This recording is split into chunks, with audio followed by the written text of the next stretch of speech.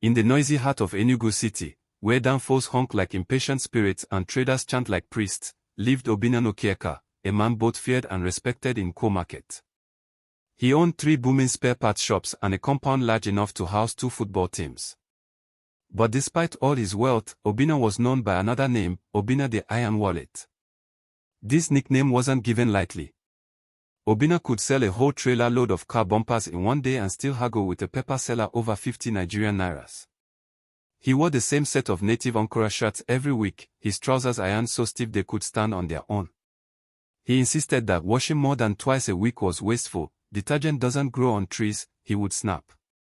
No one in Enugu could say they had seen Obinna in a restaurant. He packed his lunch, the same boiled yam and red oil, every day. When asked why he never tried new food, he'd reply, "Why should I? My stomach does not need entertainment." Obinna's stinginess extended to relationships. Women came and went faster than the Enugu rains. One broke up with him after he asked her to refund transport fare from a date he invited her to. Another left because he once took back 500 Nigerian nairas change after buying her a birthday shawarma. At 39, with his beard beginning to grey and his friends boasting of wives and children, Obinna began to feel something gnawing inside him, loneliness. But being Obinna, he wouldn't show it. Instead, he would stare at families playing in front of his compound and pretend not to care. Until one lonely night after market, he sat in his car staring blankly through the windshield and muttered, "Maybe it's time to settle down, but not with these city girls that measure love with your wallet." The next morning, he dialed a number he hadn't called in months. "Mama," he said, "Baiko, find me a good girl from the village. I'm ready." When Mama Nwokeocha heard her son's voice requesting a wife, she nearly dropped the basket of bitter leaf she was washing. "Obinna, you say you're ready to marry?" she asked, her voice a mix of joy and suspicion. "Yes, Mama," he replied. "But not one of these Lagos or Enugu girls. I want someone humble, from home. A girl that will not be shouting hair cream and body butter every month." Mama Nwokeocha knew her son well, and she also knew the uphill task she faced. "Obinna," she began carefully, "you know say to find wife no be the wahala. The question be, will you take care of her?" "I will, if she has sense," Obinna replied flatly. Mama sighed. "This your hand dey tight like ancestral knot. But I hear you. I look." And so began Mama Nwokeocha's mission, one she took as seriously as a political campaign. She roamed the compounds of Oka, her village, asking subtle questions, visiting evening markets, and peering closely at girls pounding yam or fetching water. Then she saw Chimamanda. The girl was helping her mother roast plantains by the roadside. Her laughter was soft, her steps careful, and her greetings respectful. She didn't wear Brazilian hair or long nails. Just a plain wrapper, a neatly packed natural bun, and a voice as sweet as OG music on Sunday morning. Mama sat near and struck a conversation. Chimamanda greeted her, offered her roasted plantain without being told, and smiled often, the smile of a girl untouched by the noise of the city. Days later, Mama visited her parents formally. "Your daughter has caught my eye. My son in Enugu is looking for a wife. A respectful one. And I believe your Chimamanda will make a fine bride." Her parents were stunned. Everyone in Oka had heard of Obinna the spare parts king. To them, this was more than marriage, this was deliverance. Though Chimamanda hesitated, "I don't know this man, Mama. I still want to go to school," her parents reminded her, "He is rich. He can sponsor your education and change all our lives." And so, she agreed, unaware that her life was about to twist in ways she could never imagine.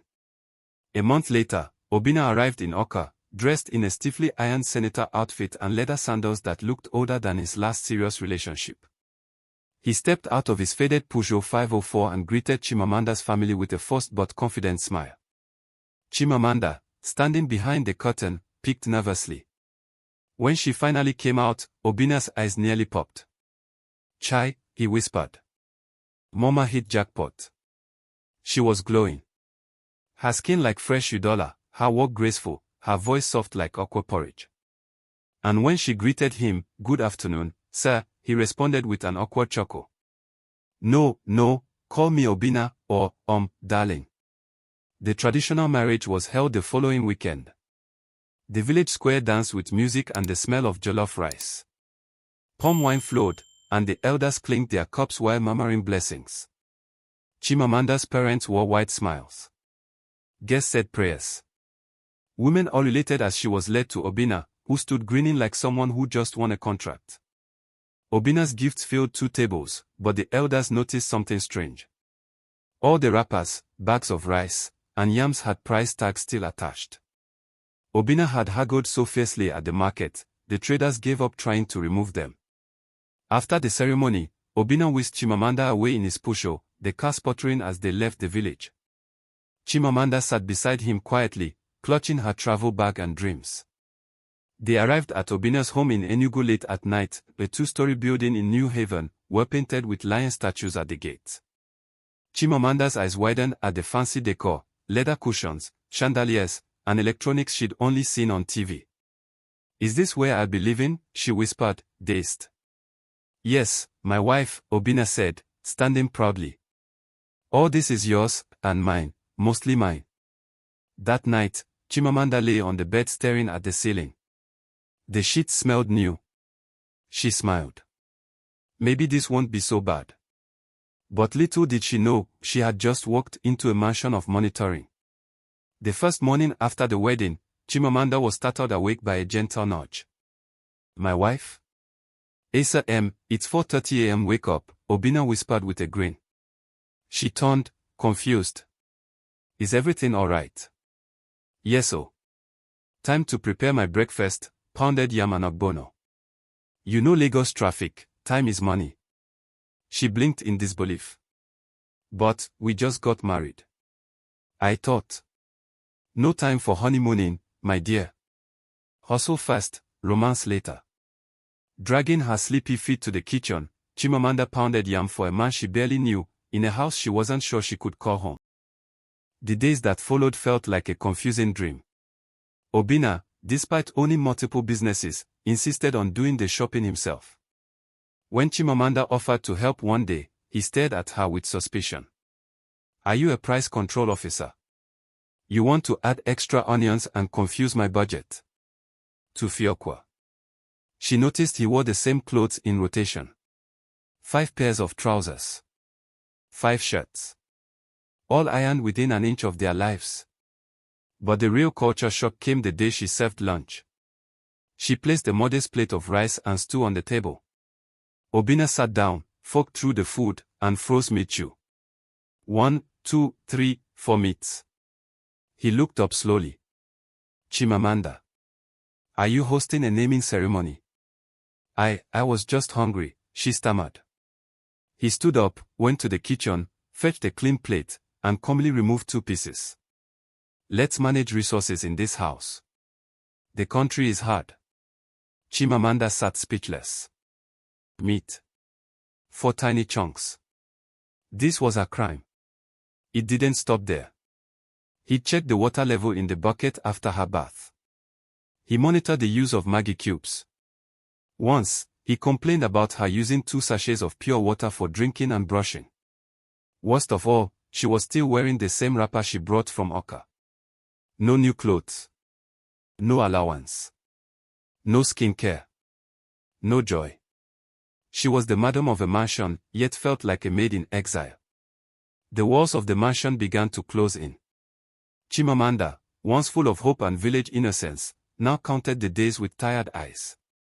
Her once bright smile had dulled into forced chuckles, her wrapper faded, her skin dry from the cheap soap Obinna insisted they both use because, as he claimed, it kills germs and is affordable.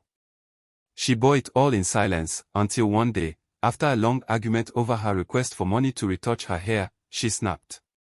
That evening, when Obinna left for his shop, Chimamanda sat on the edge of the bed, picked up her phone, and dialed. Mama Nwokeocha's name flashed on the screen. "Mama. I'm not fine," Chimamanda said before tears started rolling. "My daughter, what is it?" Mama Nwokeocha asked, already fearing the answer. "Mama, your son is wicked. He's stingy to the bone. He counts the number of meats I eat. I haven't received 1 naira from him since I came here. I haven't changed my hair in 3 months. He does the shopping so I don't waste his money. Mama, I'm suffering. The line went quiet. Then came Mama's tired sigh. My daughter, be patient. His father was like that too. These men, once you get pregnant, they soften. Just try. Give him a child, and you'll see change. Chimamanda wiped her tears. Pregnant. Was that the solution? The next day, she made up her mind. She'd follow Mama's advice. No more complaints. She became the perfect wife, waking early, cooking his favorites, massaging his feet, smiling through her pain. Within 2 months, her body changed. She missed her period. Then another. The test confirmed it. She was pregnant. Obinna's reaction. He dropped his spoon, then jumped for joy. Chai. Asa M. A lion is coming. Chinik. You've made me proud. But even with the joy, nothing else changed.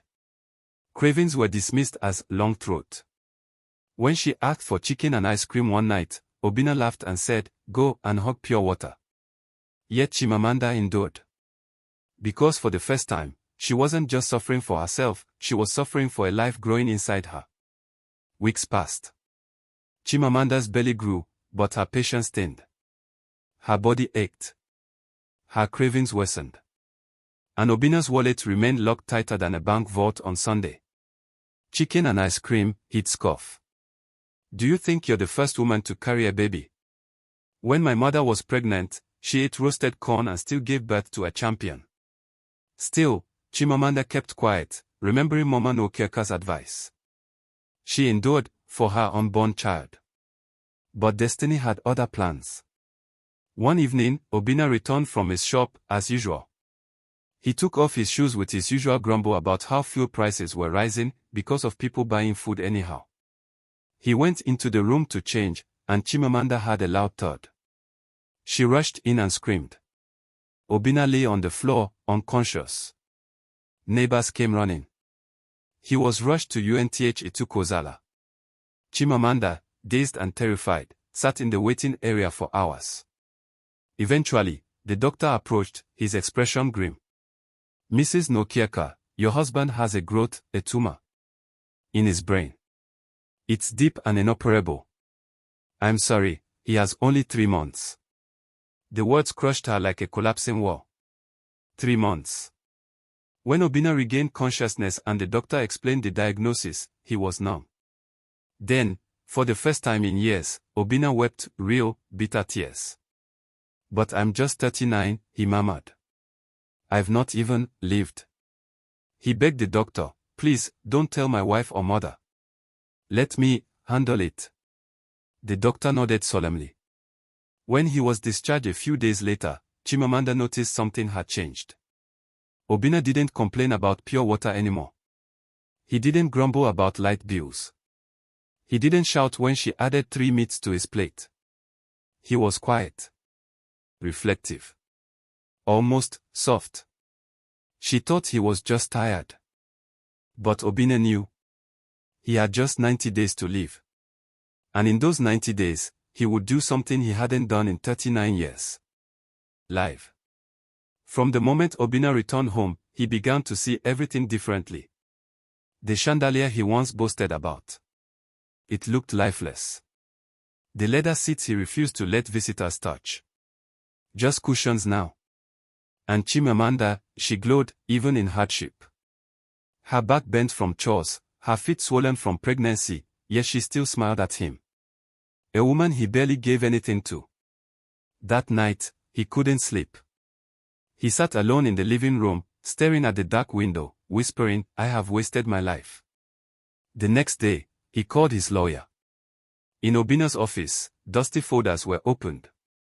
His assets, 2 warehouses, 3 shops, 4 plots in Saka, 48 million Nigerian nairas in savings, and a Peugeot he still valued above gold.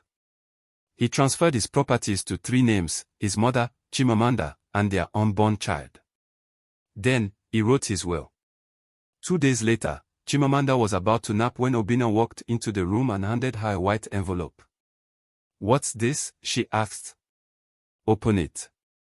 She peeled the seal, her hands trembling, and saw a check. 10 million Nigerian nairas. Her jaw dropped. "Honey, is this for me?" "Yes. For your business. For whatever you want. And if it's not enough, tell me. I'll add more." Chimamanda stared at him like he had grown wings. This was not Obinna the iron wallet. This was Obinna the giver. Over the following weeks, he spoiled her, new clothes, salon appointments, gifts for her parents. He even bought her a smartphone with data, a luxury he once called a monthly money waster. He took her shopping, dined with her at Bubbles' restaurant, and even surprised her with ice cream. Each day, he woke up saying, "Let me love them today, before I go." Chimamanda was happy, but also scared. She'd seen change. But this was too much. Too fast. Too strange. One night, after he returned from the office and gave her a diamond pendant, she stared at him and said, "Honey, what's going on? Are you hiding something from me?" Obinna smiled sadly, kissed her forehead, and replied, "I've just realized, life is too short not to love deeply." Chimamanda's days now sparkled like sunlit dew on ojin leaves. For the first time since she left Oka, she felt like a wife, not a tenant in designer rags. Obinna was everywhere, rubbing her feet, cooking breakfast, even if it tasted like burnt toast, sending her surprise deliveries. He even hired a midwife to visit weekly. Neighbors started whispering, "Obinna. That man. He's now buying roses. Is it jazz?" But Chimamanda knew there was no jazz. There was a burden. Behind Obinna's laughter, she saw sorrow. In his sudden kisses, she felt desperation. The way he held her belly and whispered to the unborn child with shaky breath, it felt like someone saying goodbye. She tried to ignore it, until one night, she couldn't. He was sitting quietly on the balcony, his face dimly lit by moonlight. She came and sat beside him. "Honey," she said gently, "I know you're hiding something. Please, tell me the truth." Obinna hesitated. Then slowly, he exhaled and turned to her. "Months ago, when I collapsed, the doctor said I had a brain tumor. Terminal. 3 months to live." Chimamanda froze. "What?" "I didn't want to scare you. Or Mama. So I kept quiet. But I started to see life differently. All the money I'd saved meant nothing if I wouldn't be here to enjoy it, or share it with you and our baby." Her eyes welled up. "So, you're dying?" He held her hand tightly. "I don't know. But the time I have left, I'm spending it loving you. The way I should have from the start." Chimamanda broke down, sobbing into his shoulder. "You shouldn't carry this alone." That night, they held each other in silence, no longer just husband and wife, but companions on a ticking clock. But what Obinna didn't know, the clock he feared had already stopped ticking. As the 3-month mark drew near, Obinna began to count his breaths. Each sunrise felt like a borrowed day. He started writing letters to his unborn son, recording videos, and organizing everything from his burial clothes to the hymn he wanted sung at his funeral. But he wasn't dying. In fact, he felt better, stronger, more energetic, with no signs of illness. No headaches. No dizzy spells. Just life, confusing, unexpected, persistent life.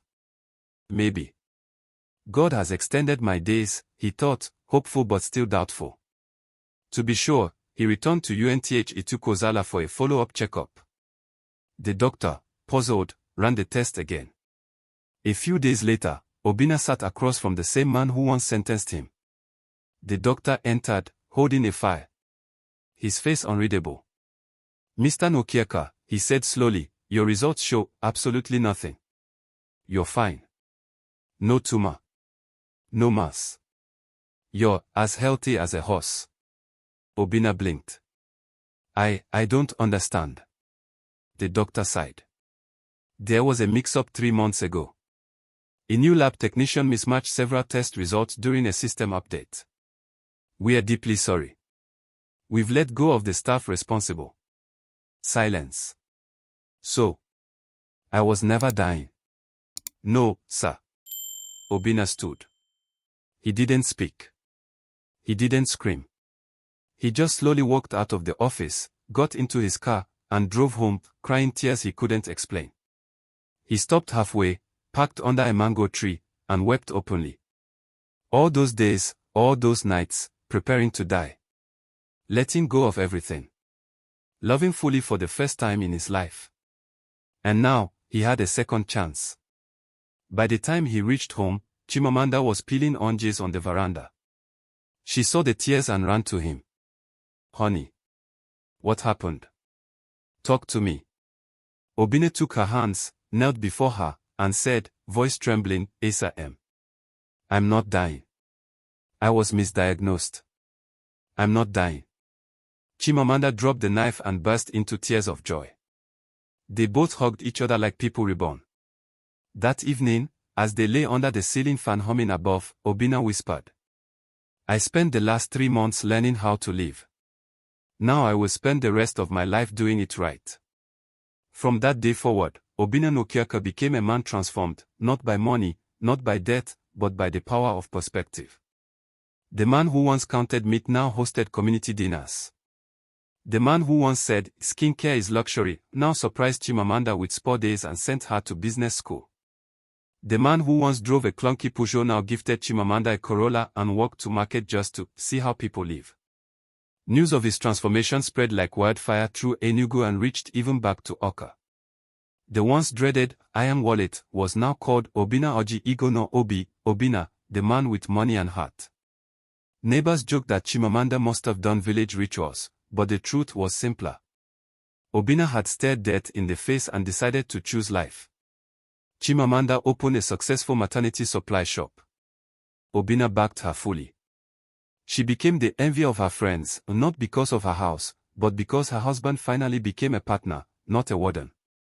One Sunday afternoon, Obinna stood in church during testimony time, holding Chimamanda's hand and placing the other on her now round belly. He cleared his throat, and with eyes brimming, he said, Brethren, I once thought I had 3 months to live. But it turns out what I really had was a chance to be reborn. I was rich in pocket, poor in spirit.